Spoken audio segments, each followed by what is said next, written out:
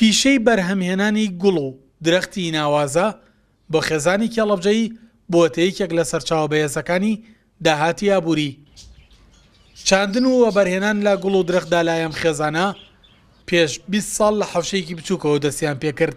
ئێستاش بوونەتە خاوەنی شەتڵگەیەک کە چەندین جۆر لە گوڵی سروشتی بەرەمێن و ئەیخەنە بازاڕەوە.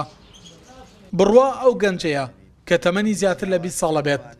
ئەو دەرچووی پەیمانگای هونەرە جوانەکانە، بەڵام لە پسپۆڕەکەی خۆیدا کار ناکات.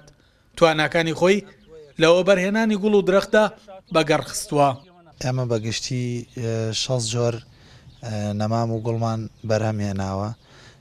ئەو گوڵانەی کە ئەیهێنین یەک جار ئەیهێنین، تر ئەتوانین ئینتاجی کەینەوە لە لای خۆمان و زیاتر لە ناوچەکەدا ناسراوین لەبەرەوەی نەمام و گوڵ و گوڵی سروشتی و چەند جۆرە گوڵێک بە کەشوهەوای خۆمان ڕایێنین وی گونجێنین ئەو کاتەی فرۆشی. بڕوا لە شەتڵگەکەیدا سوودی لە زمانی باوکی وەرگرتووە.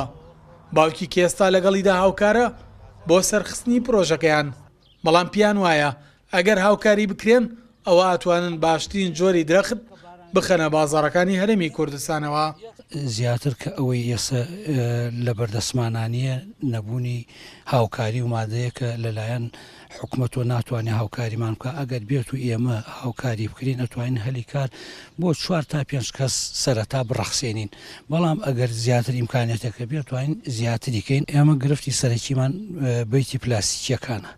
ئەوەی کە ئێستا ئێمە پێویستمان بێ بەس بەیتی پلاستیکی، بەڵام زۆر بەداخۆ لەبەر بێ ئیمکانێت و ئەم وەزعاتۆ بەسەر کوردستانە و موچەی خەڵک ئاوا دواکەوتووە، ئێمەش ئیمکانێتمان نییە و بەیتە دروستکەین. ئێمە ڕۆژانە خەڵک سەردانمانەکە بۆ نمونە لە قەرەداخۆ بڵین لە ڕانیەوە لە قەڵازیەوە لە دوکان و لە کەلارۆ لە شارباژێڕ و لە پێنجۆن و خەڵک هاتووە سەردانی کردوم و درەخت و داریشی بردو لام لە مێرگەپانۆ لە شار باژەڕ و لەمانەوە تا ئێستا خەڵکێک نهاتوە گلەیمان لێ بکاو بڵێ درەختەکانتان بە کەڵک نەهاتووە یام بەرەکەی باش نییە.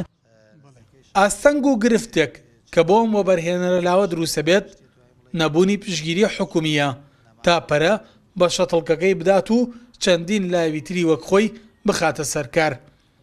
ئەگەر پشگیری لە توانەکانی بڕوا بکرێت شەتڵگەکەی بەرفراوانترەکات و ئەو بە پشت بەستن بە ئەزمونەکانی باوکی و تواناکانی خۆی ئەتوانێت ناوازەترین گوڵی گیان لەگەڵ کەش و هەوای کوردستان نابار بێنێت و بازار و گوڵخانە و باخچەکانی کوردستانی پێجوان بکات. سەلاح جەمیل، کورسات نیوز، هەڵەبجە.